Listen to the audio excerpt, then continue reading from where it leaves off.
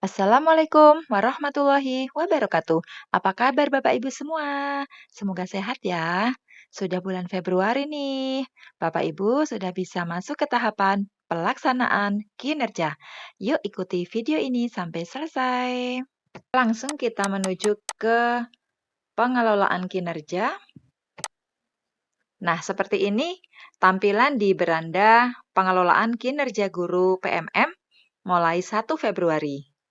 Pelaksanaan kinerja 1 Januari sampai 30 Juni. Berdasarkan perencanaan Anda, lakukan observasi kelas dan kumpulkan dokumen yang dibutuhkan. Di sini untuk lakukan observasi kelas masih 0% ya. Nah, kita mulai dari observasi praktik kinerja periode Januari sampai Juni 2024. Kita klik ini, cek langkah observasi. Nah, setelah kita klik cek langkah observasi, akan terbuka halaman seperti ini. Pelaksanaan observasi periode 1 Januari sampai 30 Juni. Praktik kinerja, berikut indikator yang akan diobservasi oleh atasan. Indikator ini sesuai dengan yang saya pilih ketika membuat perencanaan, yaitu pada indikator instruksi yang adaptif. Observasi dinilai berhasil jika tingkat upaya penyesuaian praktik pembelajaran sebagai respon terhadap respon peserta didik terhadap kebutuhan belajarnya untuk peningkatan efektivitas pembelajaran. Saya akan mengecek dulu ya rubriknya. Ya, cek rubrik observasi. Ini rubrik saya. Rubrik observasi kelas. Berikut fokus perilaku yang diobservasi oleh atasan. Ini sama persis dengan yang pernah beredar ya Bapak Ibu. Yang saya yakin Bapak Ibu sudah memiliki rubrik-rubrik ini. Nah, ini rubrik untuk instruksi yang adaptif. Ada beberapa fokus perilaku yang akan diobservasi. Yang pertama, guru melakukan strategi pembelajaran yang responsif terhadap peserta didik. Ada perilaku yang dianjurkan apa saja, perilaku yang dihindari apa saja. Kemudian yang kedua, guru melakukan penyesuaian pembelajaran mengacu kondisi, kebutuhan, dan karakteristik peserta didik. Perilaku yang dianjurkan apa saja, perilaku yang dihindari apa saja. Yang ketiga, guru merefleksikan praktik pembelajaran yang melibatkan peserta didik. Di sini perilaku yang dianjurkan dan perilaku yang dihindari sudah jelas tertulis. Kita baca-baca, kalau sudah mengerti bisa klik saya mengerti. Nah, untuk selanjutnya kita masuk ke bagian 1, pelaksanaan observasi. Kita diminta mengisi dokumen persiapan. Isi dokumen persiapan. Diskusi dengan atasan untuk mengisi target perilaku, upaya mempelajari, dan jadwalnya. Oke, kita coba klik isi dokumen ya. Ya, isinya seperti ini. Dokumen persiapan. Langkah-langkah persiapan observasi. Diskusi dengan atasan agar lebih mudah isi formulir. Kemudian yang kedua, bersiap untuk observasi. Diminta mengisi formulir diskusi persiapan. Yang ketiga, observasi berlangsung. Semangat, semoga lancar. Oke, kita coba ke formulirnya ini ya. Ini formulirnya kan. Isi formulir. Yuk kita isi. Guru diharap meningkatkan. Nih, tadi yang di atas tadi ya sudah saya bacakan sesuai dengan indikator yang saya pilih, instruksi yang adaptif. Apa perilaku spesifik yang ingin Anda pelajari dan tampilkan pada observasi kelas? Kita boleh memilih satu, boleh dua, boleh juga ketiga-tiganya. Nah, ini kita diskusikan dengan kepala sekolah, target mana yang diinginkan. Nah, jadi sebaiknya mengisinya ini bersamaan ya dengan kepala sekolah, ya, sambil berdiskusi. Misalnya saya memilih ini, ada target perilaku, guru melakukan strategi pembelajaran yang responsif terhadap peserta didik. Misal saya mau milih ini. Kemudian kita ketik upaya apa saja yang akan dilakukan untuk mempelajari target perilaku ini. Terus isinya apa dong di sini? Isinya adalah sesuai dengan rubrik yang tadi. Rubrik yang tadi kan ada yang sebaiknya dilakukan dan yang sebaiknya dihindari. Nah, kita tulis saja sesuai dengan ini ya. Kita cek kembali, cek rubriknya. Kalau saya memilih fokus perilaku yang pertama, berarti rencana kita mungkin ini ya. Nah, kita bisa copy ini sebagai kita copy, kemudian kita pastekan di sini. Nah, jadi ini upaya kita. Guru memulai pembelajaran dengan mengajukan pertanyaan untuk memahami pemahaman awal peserta didik. Guru melakukan penyesuaian pembelajaran. Nah, sesuai respon peserta didik, guru melakukan penyesuaian penjelasan agar lebih relevan. Jadi ini sama persis dengan yang tadi ya. Ini salah satu cara mudahnya. Ini kebetulan karakternya sudah maksimal nih. Kalau sudah maksimal, nggak bisa ditambah lagi. Kita bisa mengeditnya biar jumlahnya sesuai ya. Misalnya, selanjutnya kita diskusikan dengan kepala sekolah tentang jadwal observasi. Oke, diskusikan jadwal kita kapan. Kita tinggal pilih. Oke, misalnya jadwalnya untuk observasi di bulan Maret. Ya, misalnya di bulan Maret saya tanggal 5 Maret ya. Oke, sudah terisi, kita isi jenjangnya.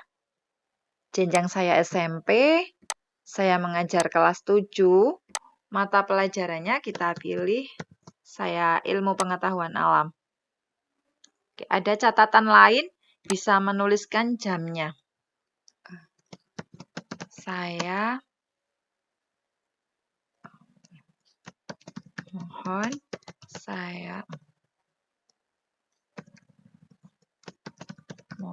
saya diobservasi pada kelas 7B jam ke-1, 2, yaitu pukul 07.30 sampai 08.50. Oke, misalnya seperti ini. Kalau sudah, kita diminta unggah dokumen. Misalnya, saya akan mengunggah. Nah, untuk mengunggah itu bisa dari bukti karya dan bisa dari komputer. Karena saya di bukti karya belum ada, saya mau unggah dari komputer aja ya. Unggah dokumen. Misalnya ini ya. Misalnya ini. Nah, open. Oke. Selanjutnya, kalau kita sudah yakin, kita kumpulkan. Namun kalau belum, kita simpan draft dulu. Kita simpan. Kita kembali dulu. Nah, kita bisa kembali ke sini ya. Kita bisa memilih yang ini. Kumpulkan dokumen, yaitu pengembangan kompetensi. Seperti sertifikat yang sudah kita peroleh, bisa masuk ke sini ya. Mungkin karena modul ajarnya belum siap, kita bisa mipil. Kita bisa mengumpulkan dulu untuk pengembangan kompetensi. Kumpulkan dokumen pengembangan kompetensi. Kita coba klik kumpulkan. Nah, ini sesuai RHK yang sudah saya buat. Ini saya mengajukan 100 poin. Oke, misalnya yang saya mau mengunggah dulu yang sudah saya miliki ya. Yang nomor 1, meningkatnya kompetensi melalui peran sebagai peserta pelatihan mandiri sesuai model kompetensi guru, kepala sekolah, dan atau pengawas sekolah dengan poin 32. Di sini statusnya belum dikumpulkan. Saya mau mengumpulkan ya. Oke. Jadi ada 4 topik. Saya mau mengunggah, unggah dokumen. Saya cari dulu, saya nyimpen di mana.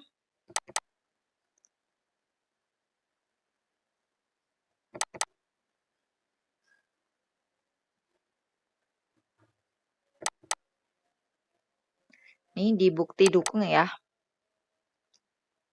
Oke, saya punya 4 sertifikat ini. Mau saya upload dulu.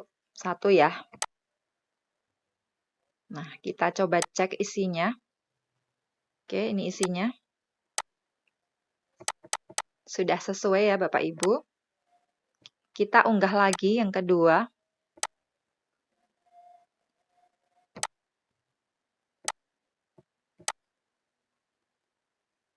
Unggah lagi yang ketiga.